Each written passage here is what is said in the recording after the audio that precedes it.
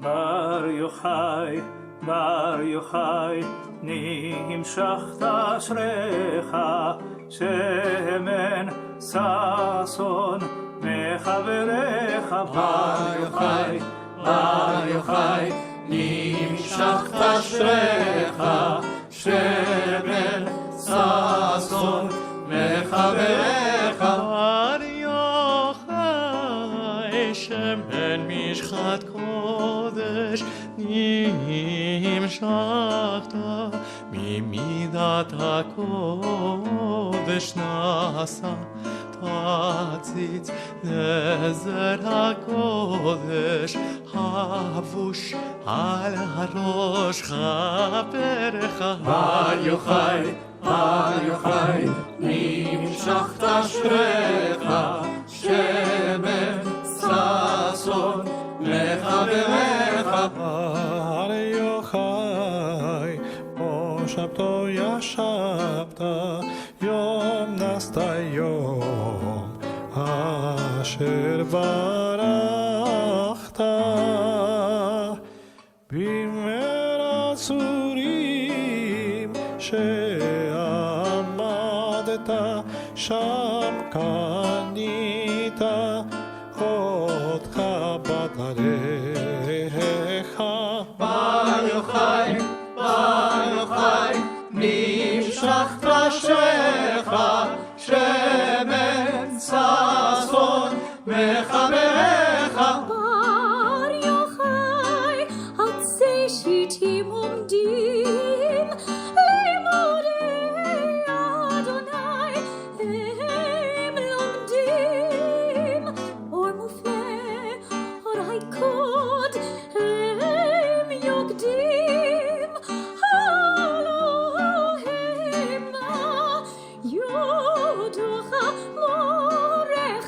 בר יוחאי, בר יוחאי, נמשכת אשריך, שמן ששון מחבריך. בר יוחאי, בלשדה תפוחי, עלי הייתה ללקות בו מחכי.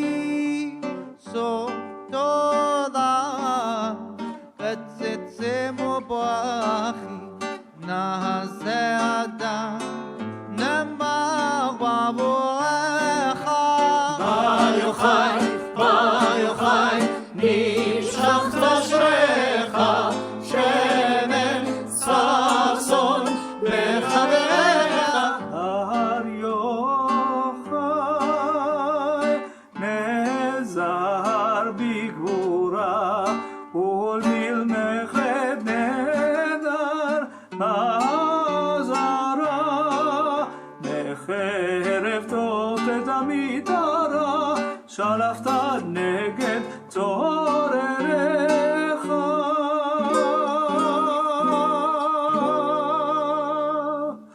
בר יוחאי, בר יוחאי, נמשכת אשריך, שמן ששון מחבריך. בר יוחאי, בר יוחאי, נמשכת אשריך, שמן ששון מחבריך.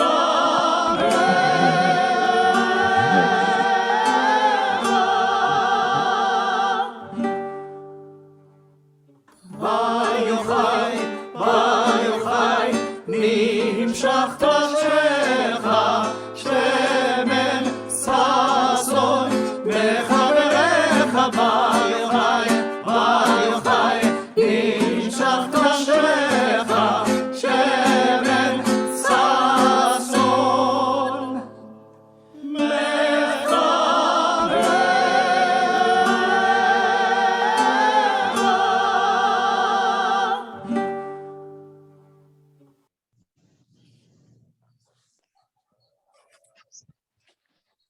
Espero que les haya gustado la canción. Muy lindo, muy lindo. Bueno, es una canción que habla de Bar Yochai. ¿Algunos saben quién era Bar Yochai?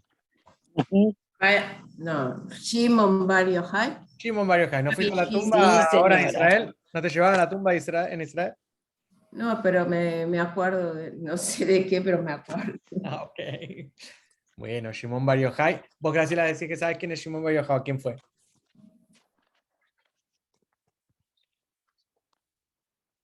Graciela. ¿Qué fue lo que preguntaste, Gastón? Pregunté creo que, no sé si vos dijiste que sí sabías quién era Shimon Bar Yochai o quién fue. Sí, y tiene que ver con la Kabbalah. Correcto, correcto. Shimon Bar Yochai obviamente tiene que ver con la Kabbalah. Y Enterrado durante no recuerdo cuántos años, si 13, 12, con su hijo correcto. y haciendo, ¿cómo se dice?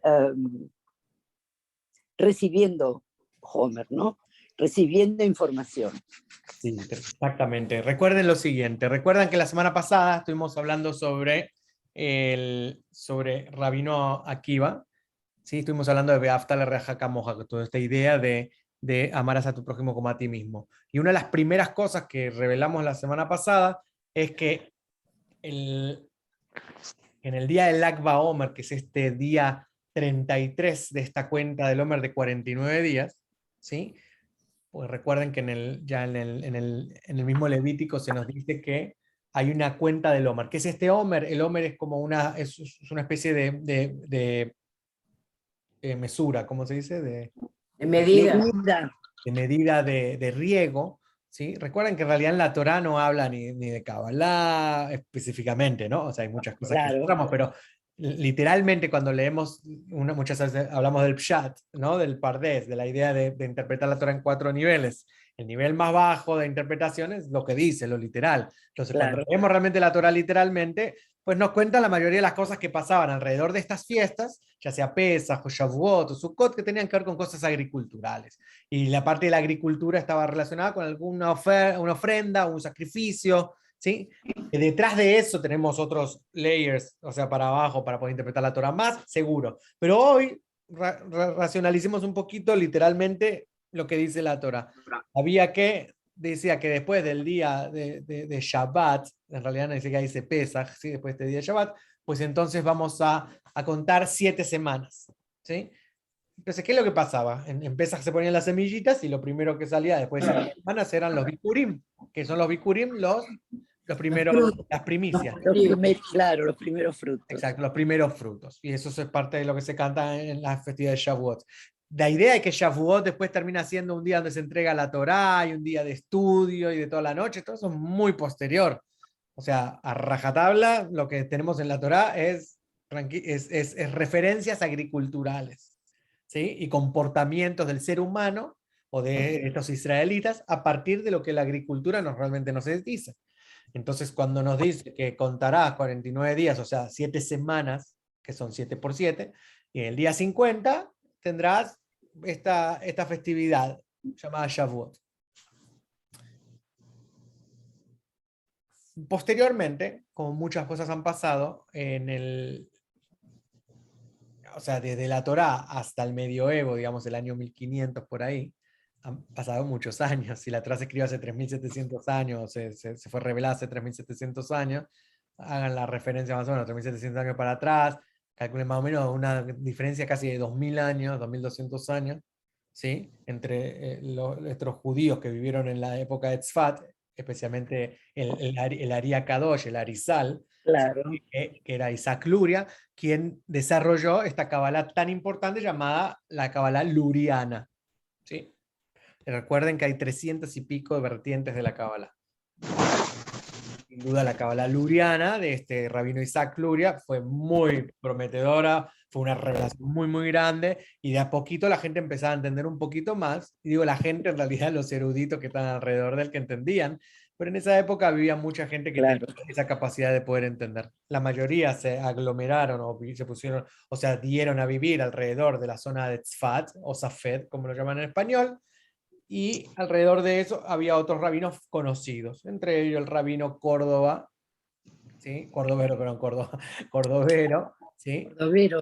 Exactamente, Cordovero. Teníamos a Shlomo Alevi Alcalay, ¿sí? Que era el que compuso el Lejado Di, el famoso Lejado Di. que cantamos, no la melodía, sino la composición de La letra, la poesía.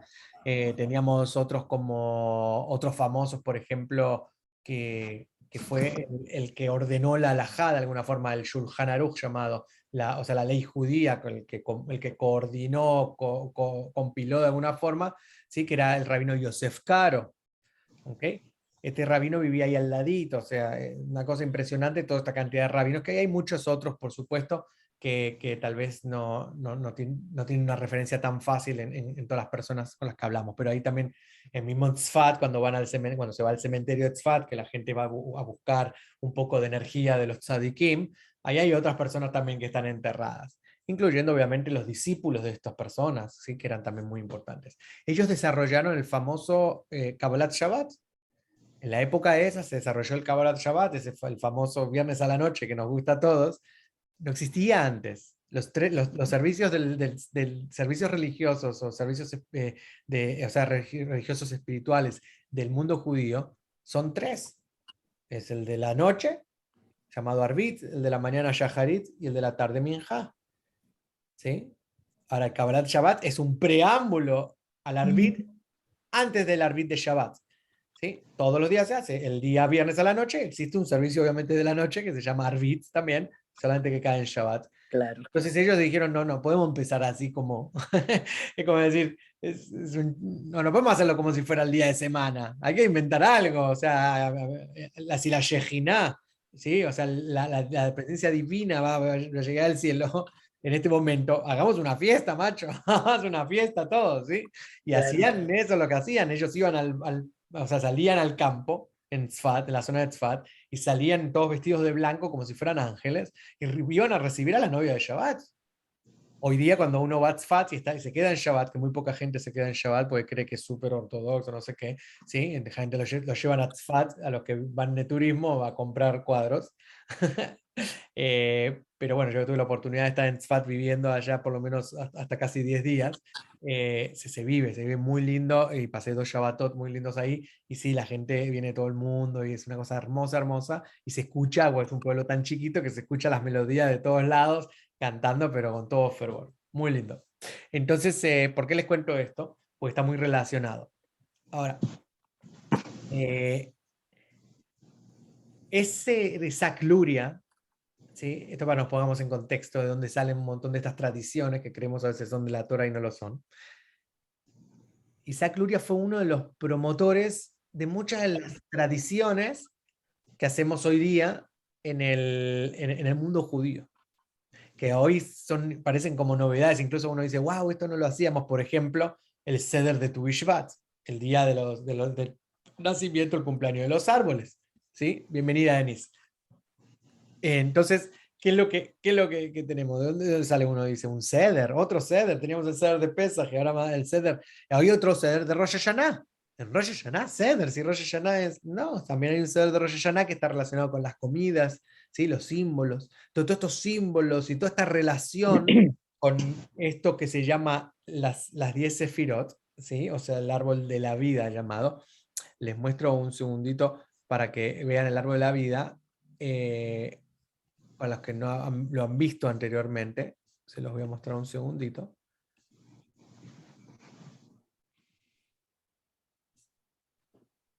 Es más, para muchos de ustedes entienden inglés. How did Kabbalah begin? Les voy a mostrar este videíto. A ver si lo puedo lograr acá. Acá está. Bien, esperen que les voy a hacer share de vuelta. A ver si...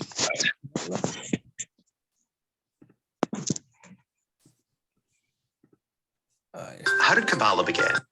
Bien. Share, Es difícil acá. Ahí está. At the center of Kabbalah, and by that I mean an ancient mystic stream of Judaism, not this place in LA, at the center of Kabbalah is a book called the Zohar, which is a book that collects knowledge from even older Jewish mystical works. It looks at verses in the Bible and ideas in Judaism through the lens of the 10 Sefirot. Put simply, each of these sfirot is a way to interact with an aspect of God.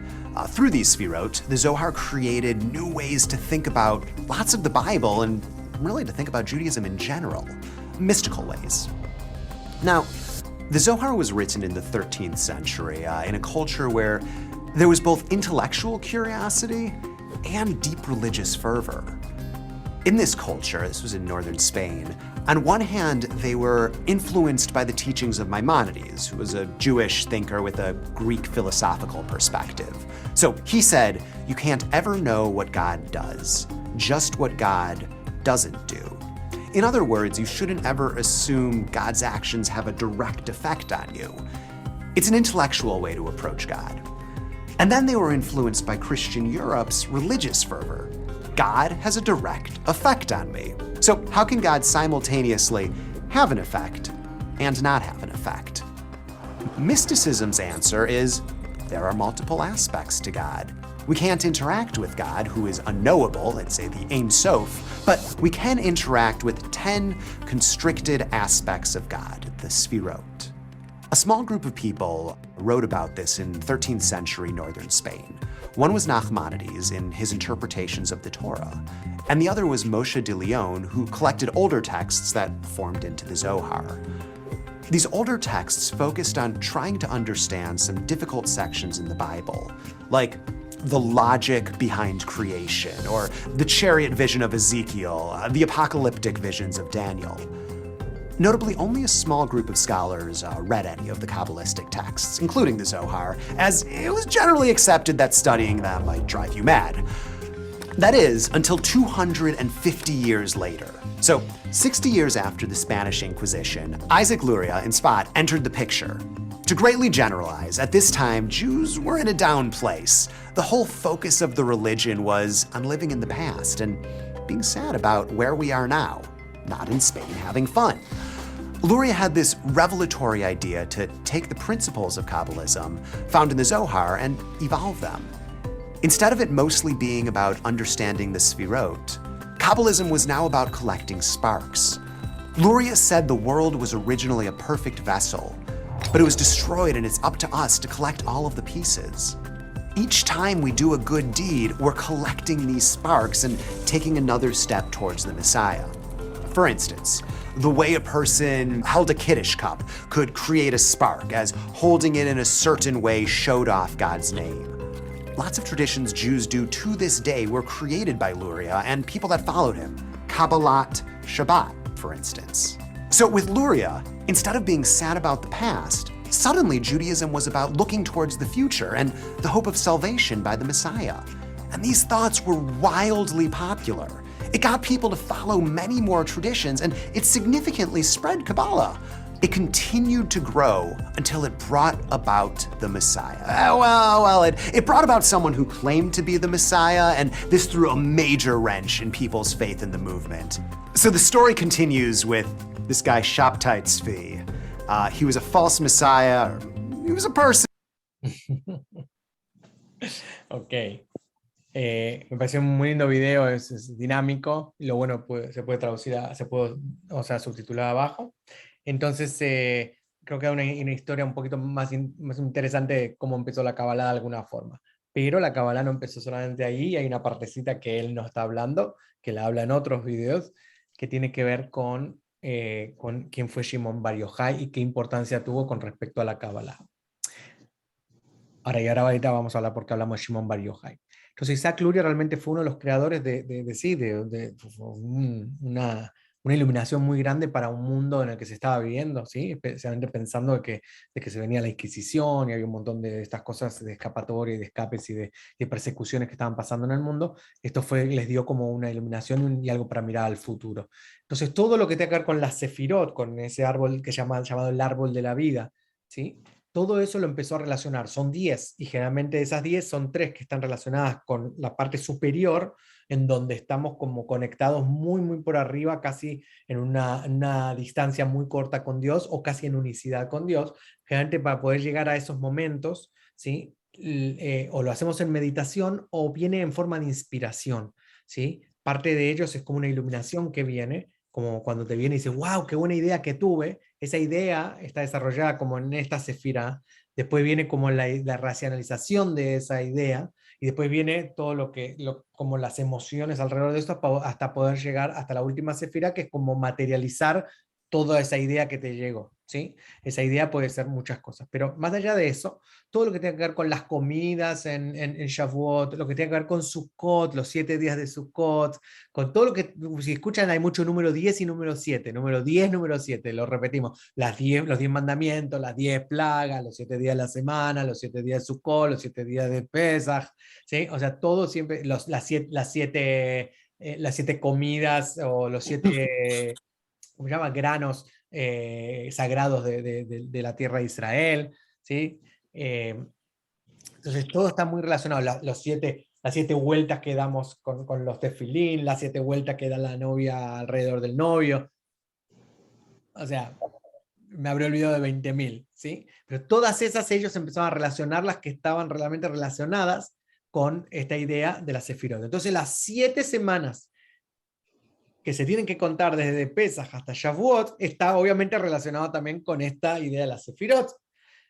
Entonces, si tenemos 7 por 7, él dijo, bueno, vamos a relacionar, porque como para poder recibir la Torá, ¿sí? Porque la idea de poder recibir la Torá, de estudiar de noche, que se llama el Tikkun Shavuot, Ley Shavuot, todo eso también nace con Luria. O sea, todas esas cosas que hacemos, muchas cosas que hacemos hoy, nacen con Luria, ¿sí? Con este movimiento luriano. Y él vivió hasta los 33, también casi como Jesús, Sí, más o menos. sí, impresionante. O sea, La obra que hizo y a qué edad se fue. imagínate. Y así, y muchos han pasado que han pasado por esa forma la misma. Bien, entonces, la pregunta es qué es lo que estaba pasando antes y quién era Luria de alguna forma. En la Kabbalah, obviamente, como en el judaísmo, pues se cree en la reencarnación, y dentro de la Kabbalah se habla mucho de quién fue la reencarnación de quién. ¿Okay? Claro. Entre otras cosas, se cree que realmente Shimon Bar Yochai, este personaje, este rabino famoso del siglo II, era la reencarnación de Moshe, ¿sí?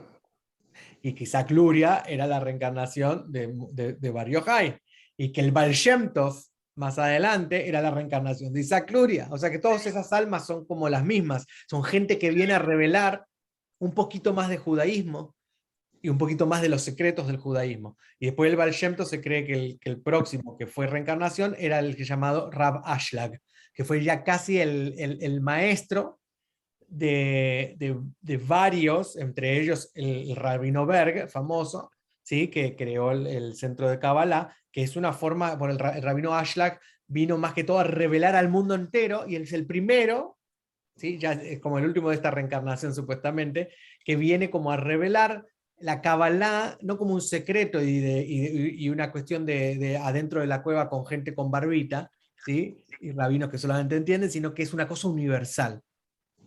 Y el rabino Ashlag era un tipo súper racional que venía de Europa, o sea, con 20 títulos, o sea, una persona con mucha capacidad, que él mismo se llegó al misticismo desde un lado, desde un mundo muy racional en el que creció. Y él fue el que dijo, la Kabbalah no puede ser una cosa secreta, eso fue un lobby. ¿Saben lo que significa un lobby? Claro. ¿Sí? Un lobby es como cuando crean algo en contra Para que mantenerlo en secreto. Exacto, para mantenerlo en secreto, que no se conozca. Entonces lo crean como un tabú y crean 20.000 reglas alrededor. Sí, seguro que si estudias Kabbalah te vuelves loco. No, que la Kabbalah hay que estudiarla a partir de los 40. No, que la Kabbalah... Entonces todo eso empieza a crear como una programación en la sociedad, que realmente lo que hace es que uno no quiera estudiar, o que se quiera volver loco, o que crea todas esas cosas que... O que se piense que los que estudian son una élite, nada más. O que son una élite, correcto. Y Ashlag viene alrededor, no dice, ni siquiera es solamente para los judíos, que tampoco son de la élite, sino que dice, es para todo el mundo, esto es el Para universo. todo el Porque mundo, claro. si estamos hablando de Adán, si bien lo que decía ahí de la vasija que se rompe, y ese es el Adán primero que existió, y el famoso Big Bang, ¿sí? En realidad para Isaac Luria lo explicó como lo que llama el Tzimtzum, ¿sí? Esta constricción, esta contracción de Dios para poder crear un mundo, y esa explosión realmente fue la explosión de esa alma enorme, de ese Adán primero, en varias almitas, que es lo que Claro. todo el mundo. Obviamente, que a mí no me importa si este es judío o el otro no es judío, realmente mi alma está relacionada con el de China y con el de India, y todos somos, todo el universo y todo el mundo somos un alma sola. Bien, ¿cómo llegamos a Bar Yochai? ¿Sí? Después del año 1500 más o menos que vivió Luria, llegando a Bar Yochai. Bar Yochai era uno de los, recuerden que Rabbi Akiva tenía 24.000 alumnos. ¿Sí? Wow. Incluso decía que tenía 2 pares de 12.000, porque generalmente se estudiaba en pares, ¿no? Cuando los alumnos estudian, siempre estudian con una Claro. con un haber, con un amigo, con un compañero de estudio. Ellos terminaron obviamente tratándose mal, eso es lo que explicamos la vez pasada, se trataron mal y por eso supuestamente hubo una plaga muy grande y murieron todos. Eso es lo que cuenta un poco el Talmud. Ahora, Rabbi Akiva, esto es la época de los romanos, Rabbi Akiva también perdió todos sus alumnos y dijo: ¿a quién le voy a enseñar? ¿Sí? Y dicho sea de paso, Rabbi Akiva viene con una historia. Ya Rabbi Akiva, el papá de Rabbi Akiva era converso, yo lo expliqué la vez pasada, él llamaba Akiva ben Yosef, y ese Yosef no había nacido judío originalmente, él se había convertido al judaísmo. Así que miren qué tremendo rabinito nos dejó el señor Yosef. Entonces, Rabbi Akiva dice: yo voy a seguir enseñando, y le enseñó a 5 alumnos más. Y tuvo 5 nada más. Y de esos 5 estaba Shimon Bar Yochai. Toda esta gente era gente también de la época del Talmud. Cuando uno lee el Talmud y habla el Talmud, aparece Rabbi Akiva y aparece Shimon Bar Yochai, ¿sí? Pero aparte de eso, tenían como ¿cómo se llama? Como una sociedad entre ellos, ¿no? La sociedad Cofradía, como una cofradía. una cofradía, exactamente. Y entre ellos, pues, se enseñaban ciertas cosas y eran tipos muy iluminados. Y entre ellos sí se trataban bien. La cuestión es que obviamente vinieron los romanos bien fuerte, y ya sabemos que Rabbi Akiva, o sea, hay una rebelión de Bar Kokhba y todo lo que pasa, que conocemos del Masada, para los que estuvieron en Israel, en Masada, donde terminan suicidándose muchos como mártires por los romanos, porque dicen: si no van a matar, mejor nos tiramos nosotros. ¿Sí? Entre esos, pero obviamente Bar Yochai y su hijo salen corriendo. O sea, salen corriendo, los pongo en contexto histórico, salen corriendo para que los romanos no los agarren.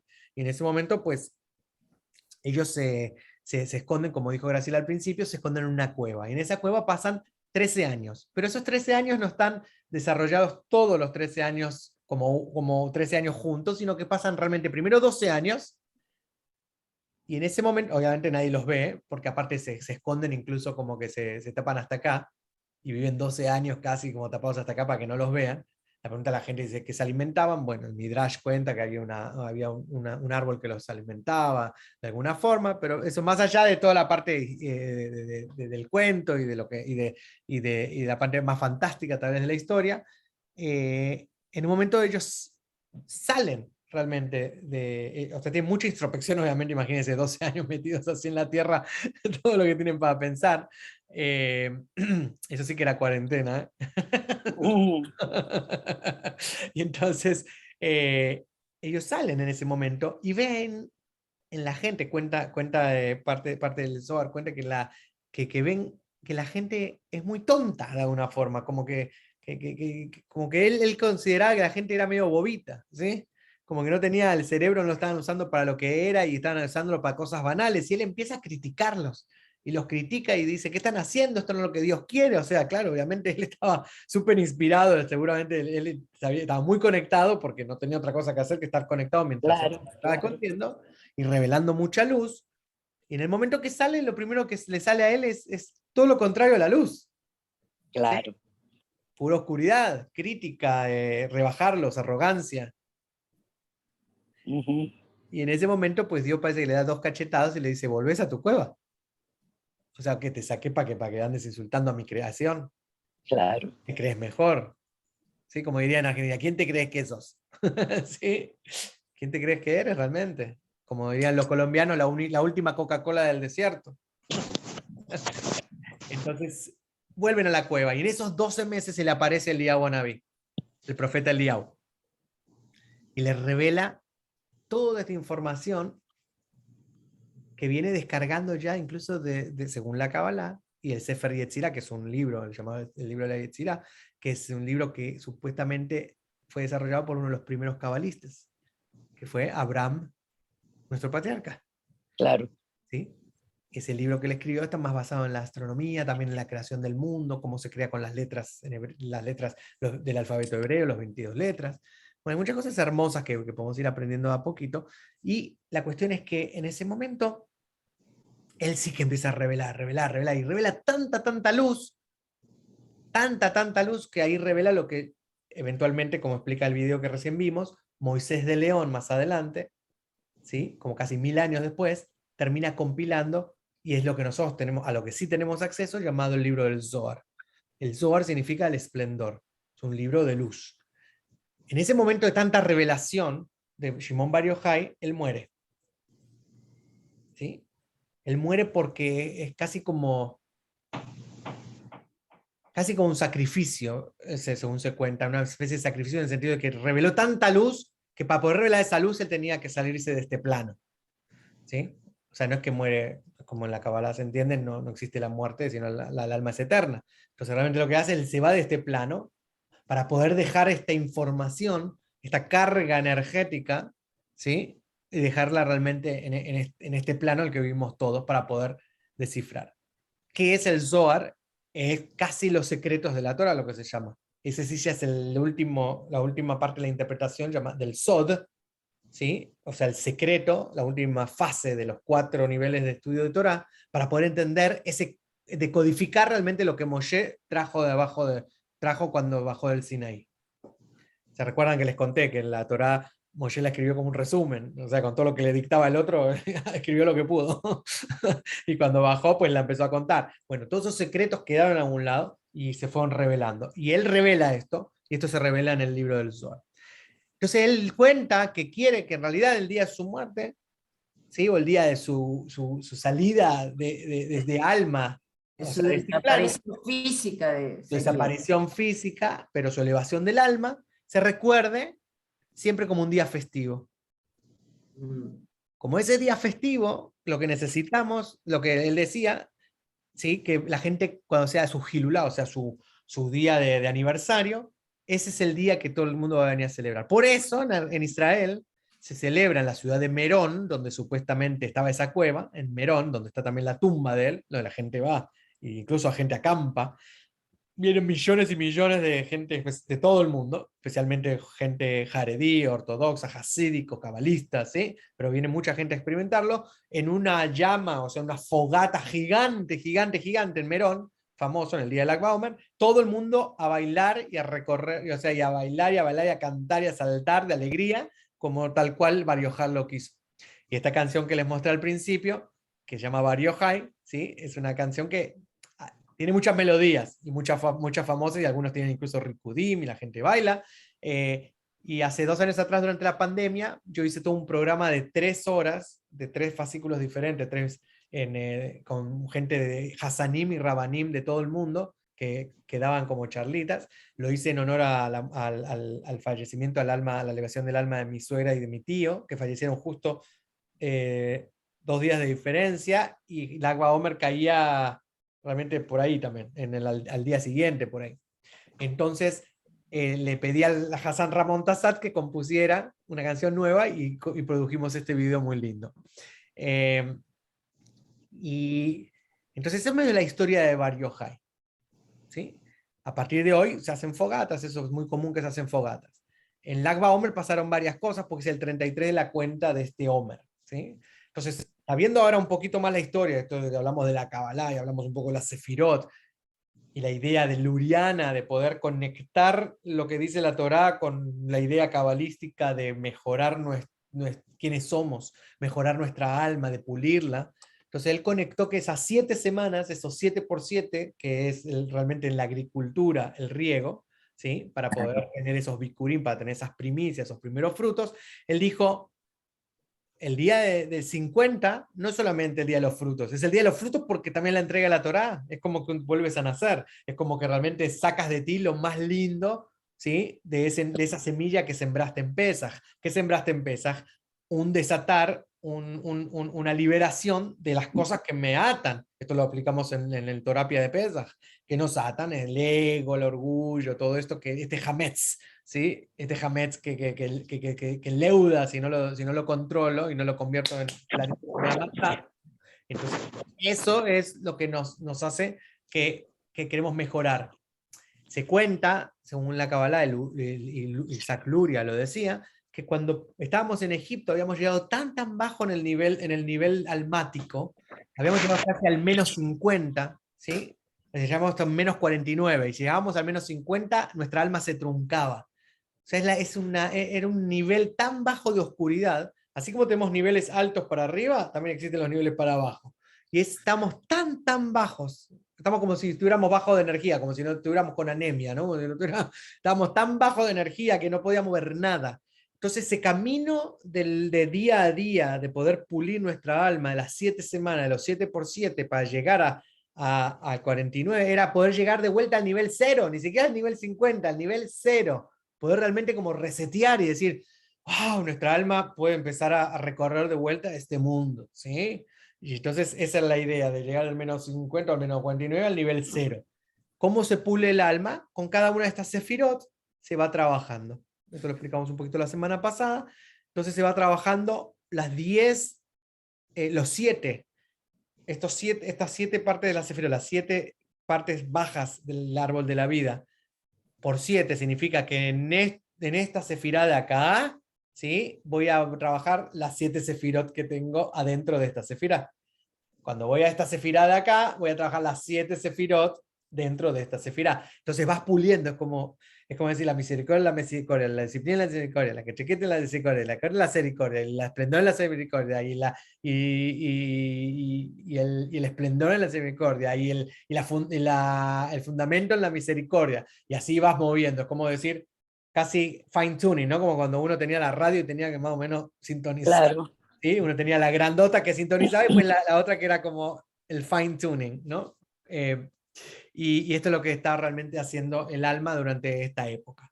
El día 33 del Omer, pues pasaron varias cosas históricamente. Una, lo de Bar Yochai, que acabamos de hablar. Otra de las cosas que pasaron es que estaba la rebelión de Bar Kokhba y todo esto, y hubo toda una plaga por todo esto que hablamos de Rabbi Akiva con sus alumnos, y la plaga cesó el día de Lag BaOmer. Históricamente pues también está el tema de los romanos, entonces por eso todo esto del tema de dejarse la barba, de no afeitarse, de no casarse, y todo eso está relacionado con la idea de que desde el primer día de Pesaj hasta Lag BaOmer, por eso no se hacen bodas, no, la gente ortodoxa no escucha música, porque es como sus 32 días de duelo por todas esas cosas históricas que pasaron. Y el día 33, ¡wow!, de todo tipo de ceremonias. Hay bodas en Israel, los barberos y los peluqueros pero hacen millonadas, pero 32 días no estuvieron trabajando, pues nadie se corta el pelo. Claro. Nadie se corta la barba, pero ese día es todo. Sabemos que hay muchas bodas. Sabemos también que hay unas tradiciones de cortarle incluso el pelo a los chiquititos después de 3 años. Claro. Que ahí se les deja ya las peots, se dejan los peyes, pero se les corta el pelito, pero hasta ese momento parecen como mujeres, ¿no? Verdad. Y estos son tipos de tradiciones que se hacen en Lag BaOmer. Bien.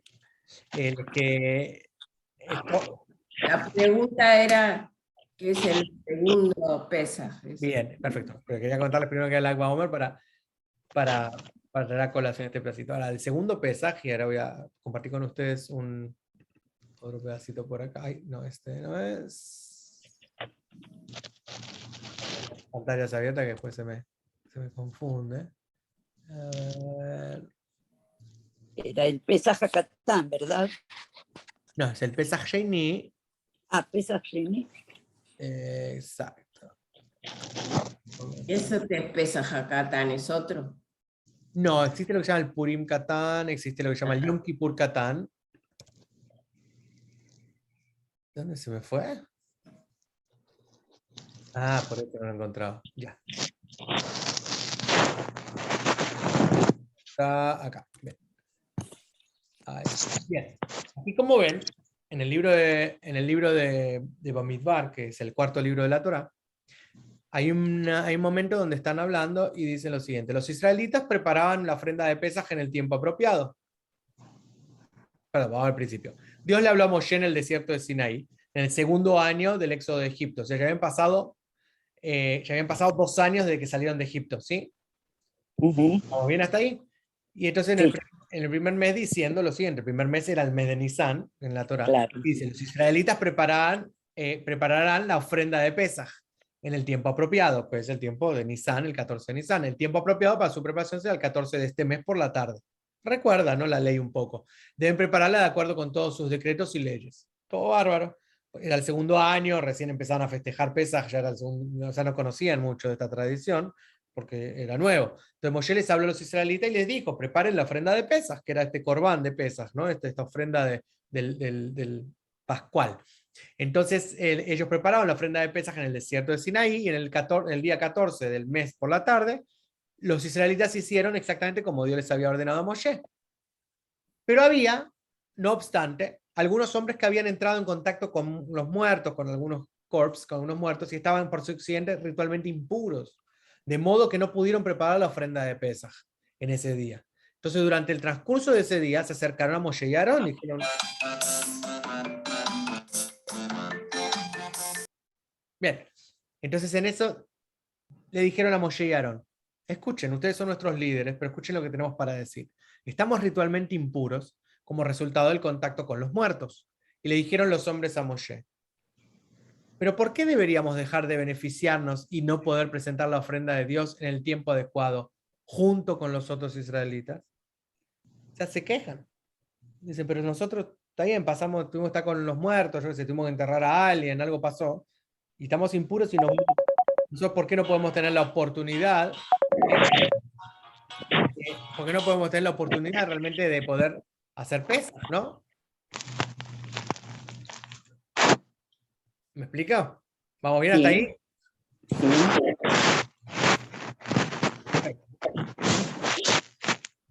¿Me escuchan? Espera, yo me perdí algo. A ver. ¿Qué te perdiste? Ah, no, ya está, ya lo leí. Bien. Entonces, ellos no se quejan, pero protestan un poco. ¿Por qué no podemos tener una sola oportunidad? Entonces dice, aguarden aquí. Mire que Moshe no dice y Aarón no dice no. Dios dijo que. Dijo, no, aguarden aquí. Dijo Moshe. Oiré qué órdenes da Dios con respecto al caso de ustedes. O sea, Dios nunca responde así como diría un cura de repente que diría, no, usted haga esto, no. Él va y consulta con Dios.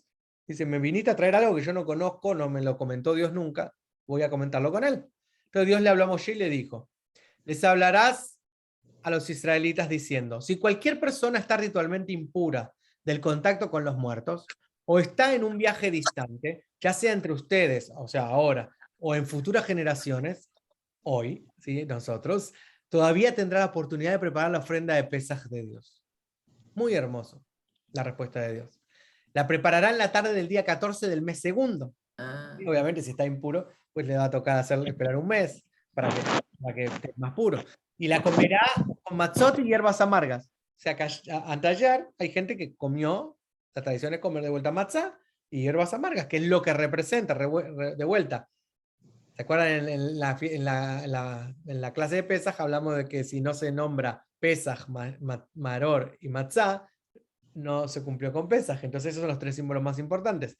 Ofrenda que están haciendo, están comiendo matzá y aparte están también comiendo las hierbas amargas. Entonces no dejará nada de ella hasta la mañana y no quebrará ningún hueso de ella. La preparará de este modo según todas las normas de ofrenda de Pesaj. O sea que las mismas reglas de Pesaj, pero un mes después. No obstante, si un hombre está ritualmente puro y no en un viaje distante y descuida preparar la ofrenda de Pesaj, esa persona será cortada. Bueno, acá ya empiezan después con cosas más, un poco más fuertes, que tienen que ver con qué pasa si no lo cumplen, ¿sí? Tiene casi las mismas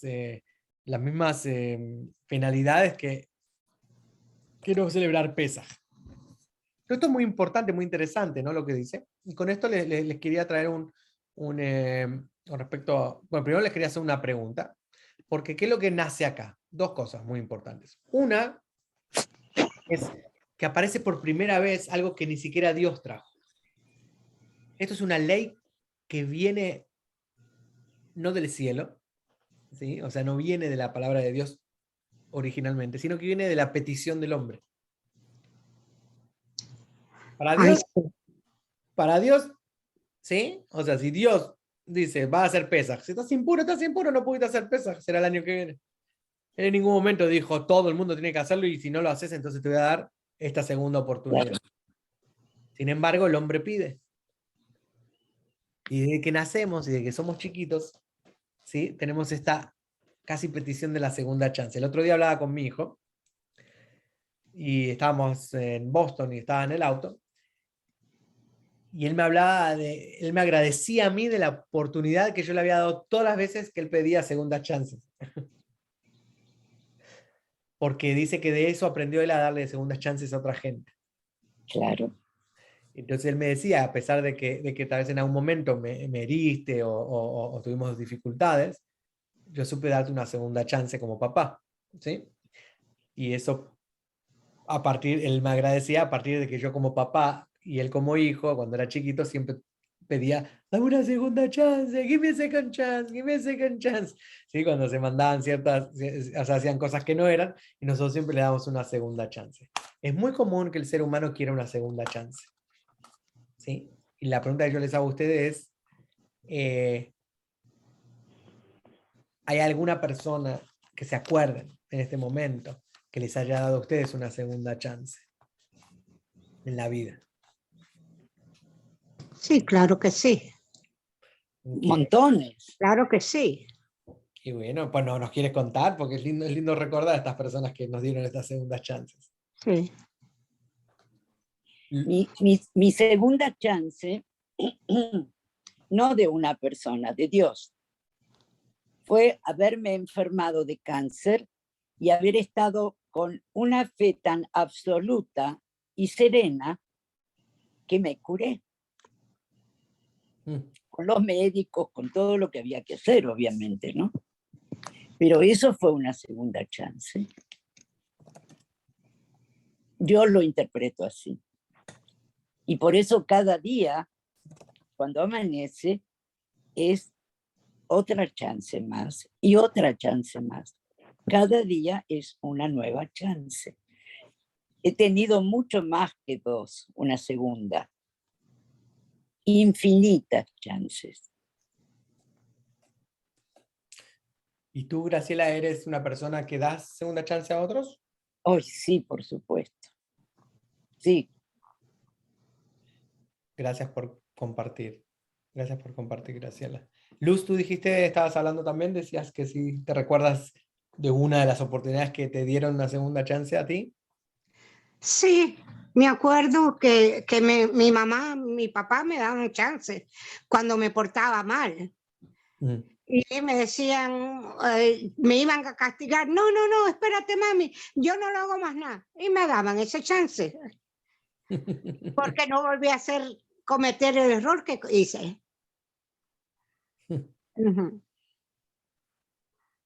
Qué lindo, qué lindo. ¿Y tú has dado segundas chances a otras personas? ¿Recuerdas alguna oportunidad? All the time. Yo siempre doy chance a otra persona. It's my nature, you know. A mí, sí, yo le doy chance a otras personas. Claro que sí. Qué lindo. Gracias. Mirta, Denise. Yo, como docente, di muchos más que segundas chances a algunos que tenían interés. A nivel familiar, también di más de una y a veces sirven y a veces no resulta, habrá que dar 3 o 4 más, las que se necesiten, con amigos también. Sí. Y como vos dijiste, Luz, Dios me dio por ahora varias chances para estar bien y seguir con vida. Sí, verdad. No sé si a mí me dan algunos me dan segunda chance, otros no. Otros dicen, pero no de la boca para afuera. Y Denise. Muchos que dicen, sí, hay que perdonar, pero es de la boca para afuera y después no perdonan. Me pasó con algunas personas. Es cierto, es verdad. Lástima que no los veo la cara a Luz y a Denise, no sé por qué no les veo la cara, no. Pero bueno, no importa, escucho la voz que es importante. La Ujú. voz es la persona, ¿no? Más que la imagen, a veces. Denise, Sí. ¿estás por ahí, Denise? Estoy aquí oyendo. Qué bien, y tienes algo para regalarnos de segundas chances que te han dado a ti y que tú has dado, que nos compartas. Yo pienso que todos damos segundas chances en día a día, porque es de nosotros no creer en que, no lo hiciste, te fregaste de por vida. Al igual que uno da sus mismos chances, uno los recibe. No, espérate, yo ya te lo arreglo, ya te llamo, ahí están los chances. Son día a día en pequeñeces, porque pienso yo que las cosas no deberíamos mirarlas en cosas enormes, sino en el día a día, en el diario vivir, en cosas pequeñitas, que son las que forman las grandes. Claro. Yo no comparto que todos dan segundas chances. No. Hay gente que no la da, que su ego y su auto es tan alto, Sí. consideran que no tienen por qué darla. ¿Y por qué creen que hay gente que... ¿Tú crees realmente, Graciela, que solamente el tema de no dar segundas chances está relacionado con el ego? A lo mejor está relacionado con todo. Podemos ir pasando por cada una de las sefirot y, y bueno, y te digo que le fallan todas en la persona en la que estoy pensando. O sea, él no responde a ninguna de esas sefirot, a ninguna de esas cualidades, características. ¿Ustedes Wow. creen que Es muy bravo, muy triste, muy triste. Para mí puede ser el ego muy alto y también una debilidad. O sea, ¿y esa debilidad cómo se llama? Porque tiene un nombre, ¿eh? Creo que por lo que escucho, tiene un La nombre esa debilidad. O viene de una emoción. Oh, inferioridad, superioridad, inferioridad. Cuanto más superiores se muestran, en realidad más inferiores se sienten, pero no lo reconocen, no saben lo que están sintiendo.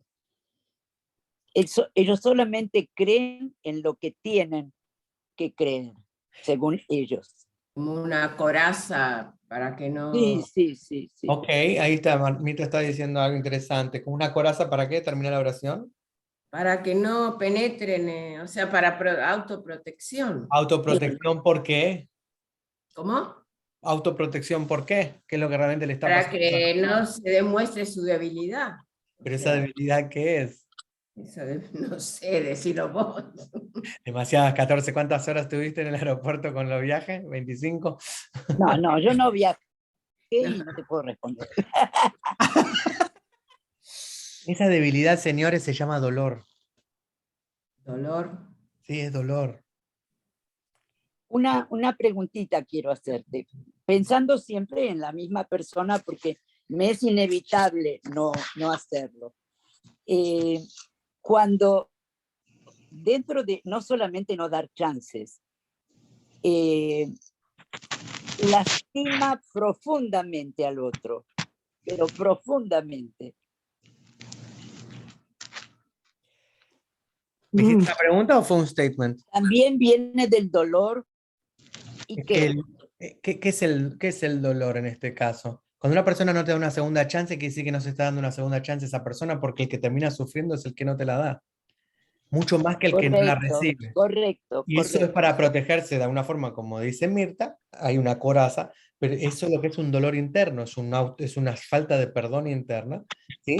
Un dolor de algún trauma, obviamente, que tiene que ver con algún pasado o lo que fuera, o mucho más interno en el subconsciente, donde esa persona está dolorida, lo cual no confía en poder dar esa segunda chance, porque la gente cuando dice, no me animo a enamorarme de vuelta, no creo en el amor, ¿qué significa? Que estuvieron lastimados. Que Claro. fue una experiencia de amor hermosa y lamentablemente no les terminó yendo bien, y desafortunadamente, y ya no creen en el amor, porque en realidad no es que no creen en el amor, creen en el amor, les encantaría enamorarse de vuelta, Sí, pero no Miedo tienen a miedo. sufrir otra vez. Exacto. Pero igual pienso que no sé los motivos, pero hay gente, así como dice Graciela, que, o sea, quién sabe, ese es el motivo de que no querer sufrir o de el miedo a que penetren en su persona y que les hagan sentir dolor. Pero no sé si siempre es así, puede ser. No sé. Hay gente muy testaruda y muy Orgullosa.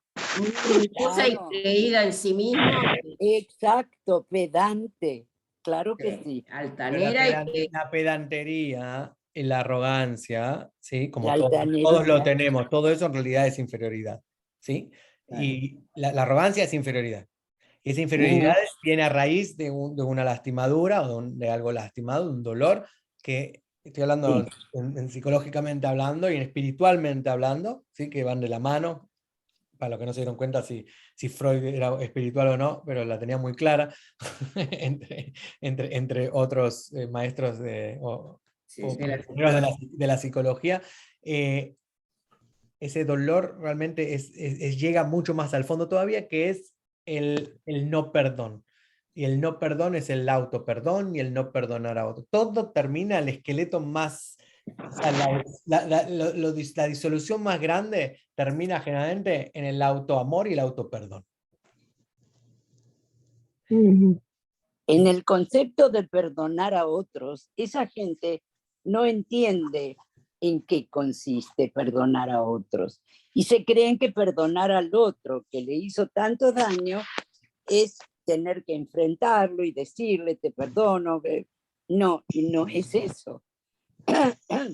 Sí, por El supuesto perdón que que se le da a otro tiene que ser interno. Pero igual mucha gente cree que si dice, si piensa o si siente que va a perdonar a otro, se Sí. rebaja y no se dan cuenta que Exacto, exacto. no se dan cuenta que te da una tranquilidad perdonar a otro.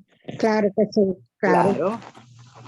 Eso que yo dije. No estoy seguro si la palabra es rebajarse, sino que yo continúo con mi filosofía, ¿sí? Sí. De que en realidad tiene que ver también con el tema del dolor y el perdón, ¿sí? Porque no es Sí. por rebajarse, sino que, ¿qué es lo que sucede? Cuando nosotros no estamos listos o tenemos un dolor muy interno, identificable o no identificable, porque muchos dolores que no los identificamos, entonces a veces ni siquiera sabemos por qué respondemos de esa manera, a veces no Claro. sabemos ni siquiera por qué nos damos esta segunda chance, y no sabemos dónde está ese dolor, no lo podemos encontrar realmente tan así, sino que realmente hay que bañarse en meditación, hay que bañarse en ejercicios espirituales mucho más profundos, o que alguien te guíe para poder llegar a escupir ese Claro, dolor, ¿no? claro. Y entonces, ¿qué es lo que amanece? ¿Qué es lo que amanece cuando no estamos seguros muy internamente? Amanece ese ego, ese ego que es nuestro ego protector. ¿Sí? Ese ego Claro que protector sí, es el claro que no que se sí. rebaja, es ese, pero siempre Él yendo a la hace lo que raíz. tiene que hacer, muy bien Sí, hecho. exactamente, él viene a defender, a poner... Y es igual que Satán, mano derecha de Dios, creado por Dios. Exactamente, exactamente. Y a eso viene.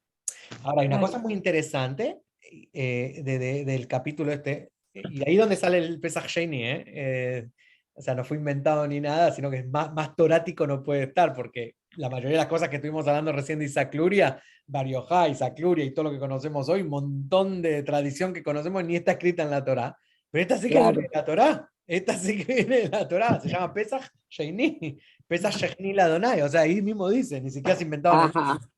Entonces, una es muy lindo porque el hombre lo está pidiendo, ¿sí? Hay dos mitzvot como esta que conocemos en la Torá que vienen del hombre, que vienen por protesta del hombre, o por petición del hombre, Por ¿no? Para pedido, que no claro. parezca que estamos Claro. La segunda aparece mucho más adelante, o sea, dentro de unas poquitas semanas, que es la de que las mujeres puedan recibir o sea, la herencia de la tierra de su padre cuando no hay hombres, o sea, herederos. Claro, claro.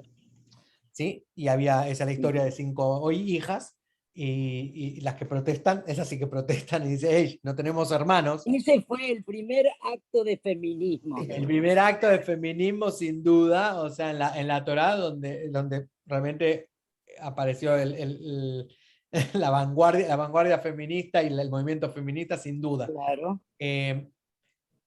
Y ese es otro de los que tuvieron que consultar con Dios. Y Moshe consulta con Dios. Incluso se le da a Moshe mucho crédito por el hecho de consultar. Y eso aprendemos mucho también. Lógico. Yo no sé, porque el tema también de la segunda oportunidad y todo viene también del no conocimiento. Y el hecho de que Moshe incluso Ujú. tenga la humildad, y por eso a Moshe se lo llama el humilde, ¿no? Claro, Tenga la humildad de decir, pará, me estás viniendo con algo que yo no vine en el manual. ¿Sí? seguro, La seguro, apertura seguro. mental de Dios, y por decir que tiene mente. La flexibilidad de decir, ¿de dónde salieron? Él podía haber dicho, y estos insolentes, ¿de dónde salieron? Yo nunca hablé de ese tema, ¿qué vienen acá a pedir? No, Dios se abre. Y entonces aprendemos de vuelta, porque la Sefirot es una forma de interpretar a Dios en sus diferentes aspectos, ¿verdad? En la misericordia, en la Claro. disciplina, en el ser en su esplendor, en su belleza, en su correspondencia, etcétera, en la creatividad. De alguna forma también podemos aprender de Dios a este open-minded flexibilidad. Que a veces somos muy cerrados de mente. Sí, Abrirnos a ideas nuevas, abrirnos a que existen otras posibilidades, abrirnos que tal vez lo que conocemos no es exactamente lo que conocemos y pensar que realmente a abrirnos a nuevas leyes, a abrirnos a nuevas experiencias. O sea, es muy lindo que Dios se haya abierto a decir, ¿saben qué? Porque esa es la ideología, como cuando tenemos gente muy cerrada también con las leyes y todo eso, es muy fuerte, ¿sí? claro. Que alguien Hay gente que está tan, no sé cómo decir, tan esquemática y Encasillada. encasillada, como que no se puede penetrar de ninguna forma. Y eso justamente es la que más pienso, ¿no? La que más se mantiene como autoprotección, de que no haya nada que se cambie, o sea, no está, Claro, porque pierden el control. claro, pierden el control y no está adaptada a lo que pueden ser imprevistos. Claro, Hay gente que un claro. imprevisto lo vuelve loco. O Sí, loca. sí, sí, ahí viene ¿verdad? otro ejemplo del miedo. El miedo al cambio, Claro. el miedo a que me saquen, a que El me miedo quiten de lo que- paraliza. sí, el miedo paraliza. Y el miedo a que te quiten de donde conoces, Sí, Claro. a lo desconocido. Sí. a lo desconocido. Ay, sí, lo Ahí que aprendemos una cosa muy linda. Y lo otro lindo que me parece hermoso es que la gente viene a hacer una petición para estar más cerca de Dios. Claro. La segunda chance no era para ellos mismos solamente, ¿sí? No era un capricho nomás, era, Dios, algo yo también quiero estar cerca tuyo. que no pudieron y quisieron hacer y no pudieron. Claro, yo también quiero estar cerca tuyo, o sea, yo también te amo, Dios, Claro. yo también quiero estar ahí, quiero darte una ofrenda y un regalito, ¿sí? O sea que es muy lindo. Y realmente nosotros como seres humanos, pues nos cuesta a veces pensar de que buscamos, realmente hoy mirando el mundo muchas veces vemos gente que se aleja a esa oportunidad, o sea, busca segundas chances para alejarse todavía. Cuando te dicen, no, Claro. vení a hacer una mitzvah, y entonces la gente dice, no, yo ya me puse este feeling cuando te dicen, Hazme los jabanos. Jalila. ¿De Hazme qué me estás Jalila. hablando? Exacto. O sea, generalmente buscamos como oportunidades, como si te dicen, vamos a hacer no sé, esta mitzvah. No sabes que yo estoy bien, hace 10 meses lo hice, no, tranquilo, que no Claro, necesito claro. como que esas oportunidades, entonces es lindo, y es lindo incluso en el judaísmo existe una tradición que se dice nunca se rechaza un kavod, nunca se rechaza un honor. Claro, claro que sí. Y entonces es muy linda esta idea. Y para cerrar, quiero compartir con ustedes un lindo texto que encontré. Lo encontré hace unos años atrás y lo encontré de vuelta. Y me gustaría compartir con ustedes para cerrar hoy con el tema de la segunda oportunidad. Ok. Sí. Dice, nunca es demasiado tarde, siempre hay una segunda oportunidad.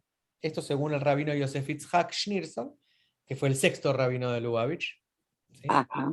Todos llamaban Schneerson. En el mensaje de Pesach Sheini, el segundo Pesach, estamos hablando bíblicamente ordenado, para aquellos que no trajeron la ofrenda de Pesaj a su debido tiempo. Todos entendemos esa declaración. Siempre hay una segunda oportunidad. Alivia nuestras ansiosas almas y encaja muy bien el 31 de diciembre en la página de un calendario de aforismos. Pero ¿cómo encaja esto con la vida diaria? Y él hizo un estudio, cuenta el rabino Schneerson. Y aquí va.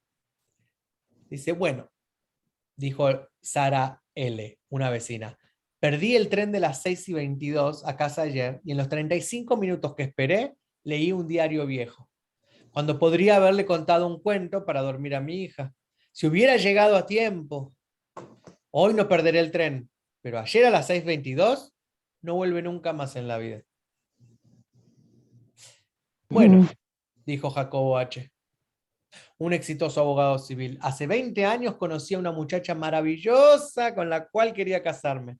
En un momento dado tenía mis palabras en la punta de la lengua y sabía que ella diría que sí. Pero ese momento pasó y yo nunca hice la pregunta. No tengo reproches. Hoy estoy felizmente casado, pero ese momento nunca regresará. No en esta vida. Bueno, dijo Fernando G., un hombre de negocios que conozco. En la escuela secundaria tenía un amigo que me preguntó si yo pensaba que él debía entrar en la política. Este es el último tipo en el mundo que querríamos como jefe de Estado o gobernante. Pero yo no quería herir su sentimiento y le dije, seguro, dale para adelante. No puedo decirle que ¿Qué desbarajuste hizo ese? Ahí está. No puedo decirle qué desbarajuste hizo este tipo durante los 8 años que estuvo en política. Esa es una decisión que llega demasiado tarde para cambiar. Y se pregunta el rabino Schneerson, ¿qué queremos decir cuando hablamos de una segunda oportunidad? ¿Es la habilidad de meternos en una cápsula, transportarnos en el tiempo, en un punto anterior, hacer a un lado nuestro ser y hacerlo de la manera correcta esta vez? Pero si eso es todo lo que hay, ¿qué es entonces lo que ganó o qué es lo que ganó? Podríamos también haberlo hecho bien la primera vez, dice Schneerson. La idea de la Torá, de esta teshuvá, de este retorno, no es solo deshacer o corregir un error pasado. Más bien, teshuvá trata sobre transformar el pasado. Significa volver para cambiar el significado y las consecuencias de lo que pasó, para que el resultado final sea mejor de lo que hubiera sido si no hubiera ocurrido. Claro. Entonces Sara L., ¿sabe? Siendo honesta, la verdad es que aún cuando hubiera tomado ese tren a las 6:22, habría contado ese cuento a mi hija lo más rápido posible, solo porque le había prometido que lo haría. Mi mente estaba en otras cosas aquel día. Pero el hecho de que perdí ese tren y no cumplí mi promesa me hizo comprender cuánto mi hija necesita de mí. Y no solo de mi presencia física, sino también mi atención y mi conciencia. Esta noche me voy a sentar con ella en su cama a hablar realmente. Algo que no hacemos hace mucho tiempo. Y Jacobo H., ¿sabe? No hay nada que valore más que mi matrimonio. Creo que la mujer con la que me casé es mi alma gemela destinada, la que es de verdad la única persona en el mundo para mí. Más pienso en ello, más veo que la oportunidad perdida de la que hablaba de mi pasado, como un desafío perpetuo a experimentar y superar ese grado de anhelo y esperanza en nuestra propia relación. Me digo a mí mismo, dice Jacobo, si yo podía ver tal profundidad de sentimiento en esa relación que no fue, ¿cuánto más sería en lo que realmente es? Me hace enamorarme de nuevo y de nuevo y de nuevo de mi esposa todos los días de mi vida. Claro. En cuanto a mi amigo, hombre de negocios, dice Fernando, en lugar de retirarse, cuando lo había planeado a los 65, ha estado trabajando día y noche para arreglar los enredos que hizo. Vamos a ver qué pasará. Bueno, Muy lindo el texto, ¿no? Es un texto del 1800. Wow. Una preguntita. Sí. Cuando hablaste de las generaciones, o sea, que llegaste de Luria, pasaste a Ashlag, ¿verdad? No, de Luria pasé a Baal Shem Tov. A Baal Shem Tov y de ahí a Ashlag. Y ahí ¿Quién vino después de Ashlag?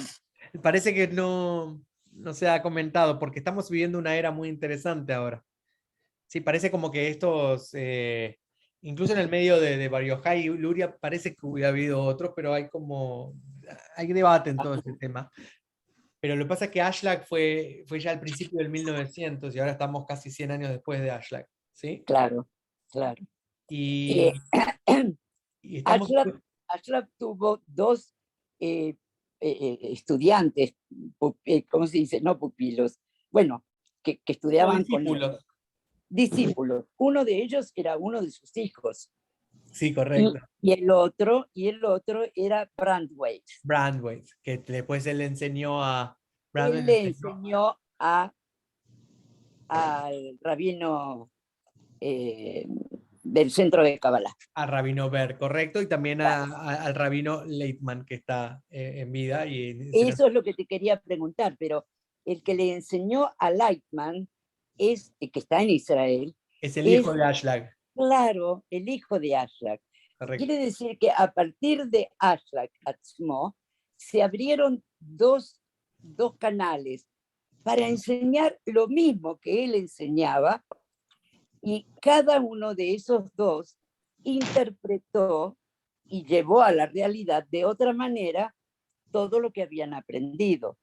Lightman ha vivido con el hijo de Ashlag mucho tiempo y su forma es muy interesante. Y muy diferente al Rabino Berg, obviamente. Claro, el rabino Lightman nunca uno ha escuchado las horrendas cosas que se han escuchado de la familia Berg. Y entonces no estoy acá para denunciar y para, ¿cómo se dice? Cuando yo comprendí sobre qué arenas se movían, me di la vuelta y me alejé. Y un buen día dejé de ir.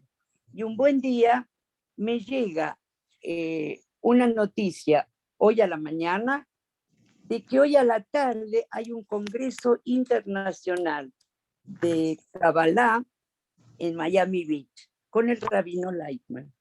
¿Hoy? No. Un día como hoy. Claro. Lo que quise decir es que durante la mañana me enteré, ni sé cómo, y fui. Y a partir de ahí fue seguirlo todo lo que pude. Ok. Es muy interesante todo esto, sí. Muy interesante. Pero bueno, volviendo a la pregunta para el rabino Ber es el que comercializa con lo de la Kabbalah, ¿cómo es? No, yo no sé mucho. Es más largo, es mucho más largo el tema, ¿no? No es tan así cortito. Claro, Rabino Ber escribió libros espectaculares, el tipo sabía muchísimo, y comercializar. Todo depende cómo lo veas, pero no yo no conozco, por eso pregunto. No, porque es que se habla, pero no es el tema de hoy y creo que... No, claro que no. Y no fue él. Él sabía lo que hacía. En aras de la iluminación y la luz enorme que se va a revelar mañana a la noche en la Omer, vamos a dejar de lado cualquier regilut que podamos tener o de la Shonara, pero volviendo a la pregunta que me hiciste, y ya para terminar, 100 años después de Rabino Ashlag, estamos entrando en una era muy diferente. Para los que están un poco más, o se han escuchado un poco más, o les gusta la astrología, o lo que está pasando mundialmente, esta idea de que el mundo va rápido, que los días pasan rápido, que la Tierra, ¿sí? Lo que está pasando, el caos y todo esto, está muy relacionado, ¿sí? a una era especial, que es un cambio de aire muy grande, que está pasando en el universo. Entre ellos estamos en la era de Acuario, ¿sí?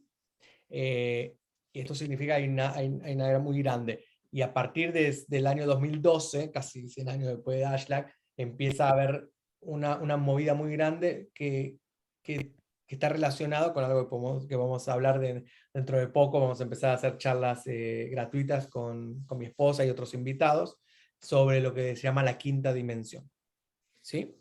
Que es lo que está pasando mucho en el mundo. Y mucha gente hablando de esto, y gente muy capacitada, incluso muchos cabalistas, porque entienden mucho, porque el que está más metido en la cabala puede entender mejor lo que es esta nueva era de pasar de la tercera dimensión a esta quinta dimensión, o uno lo llama el quinto nivel, otro lo llaman la quinta densidad, hay diferentes, todos con D casi. Pero este quinto nivel ya es un nivel de conciencia mucho más grande, incluso más alto, llamado incluso, bueno, ya no voy a revelar muchas cositas ahora porque van a decir, ¿qué está pasando acá?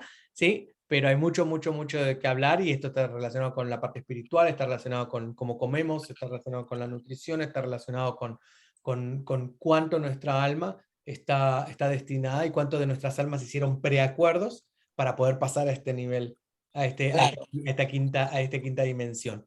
Sí, sí, sí. Así que, bueno, con eso los dejo, que ya está una revelación medio Está súper, maoriano. Nos vemos, si Dios quiere, el martes que viene. Y que Sí, el martes que viene creo que sí. y que sea la luz del Lag BaOmer que ilumine y que más que ese fuego nos encandile a todos para poder acabar con la oscuridad en el mundo. Amén, amén. Amén, ve Que amén. así sea. Buenas noches. Chao, Buenas noches a gracias. todos. Luego. Buenas noches a todos. Chao, querida. Chao. Chao.